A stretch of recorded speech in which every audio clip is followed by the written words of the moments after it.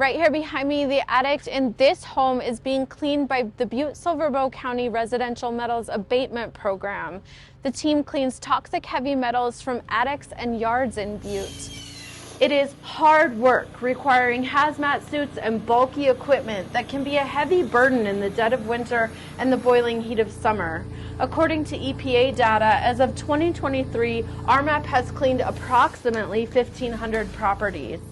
Last fall, the EPA announced a new cleanup level of 175 parts per million lead in soil and interior dust, replacing the current level of 1,200 parts per million. The plan also extends the cleanup boundary that already consists of over 4,000 homes to include an additional 7,000 in a 25-year time frame. The EPA is taking public comments on the proposed cleanup, and at the beginning of January, Butte-Silver Bow asked the City Council for approval to submit a comment to the EPA on behalf of the Butte-Silver Bow Department of Reclamation, the entity that oversees RMAP. But some in the community are calling for the county to include public input within their comment on the cleanup of Butte. There is no safe level of lead in the blood of a child. EPA's plan says 25 years. That's 2 more generations of kids. So let's get it done. Evan Barrett is a Butte resident and an environmental justice activist. He and others spoke at a recent council meeting to demand the city take a direct stance on the time frame for cleanup. It is important as citizens that we express our concerns to the EPA during this time of the comment period. The voice of the policy-setting body of our local government, however, packs a much larger punch.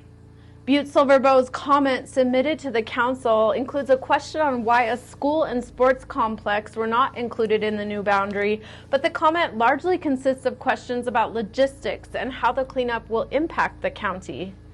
We'd like to see the program stay within the local government and operated in a similar fashion that it has been, but a little bit more expedited. That would be, the necessity for additional crews and resources to pick up the pace, but to still be in control of the work so that we're directly involved with the implementation on work on the residences within our county. Before the council, Eric Hassler explains the reasoning behind questions to the EPA on the issue of where the toxic waste will be dumped and how the work will impact RMAP staffing.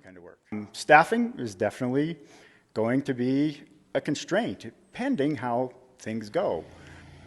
Now, if Butte-Silver Bow can do the cleanup fast enough, good. If they can't do it, they need to bring outside contractors in to help, whatever it takes. But let's not take 25 years to do it. Let's not even take 10 years to do it. I think it ought to be about 5 years.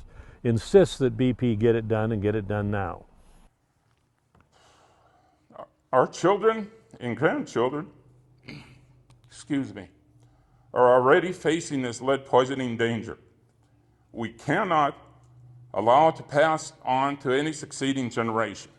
The public comment period for the EPA's proposed cleanup plan ends on February 14th, and public input on the city's comment to this plan can be made at the January 22nd council meeting. In Butte, Megan Thompson, MTN News.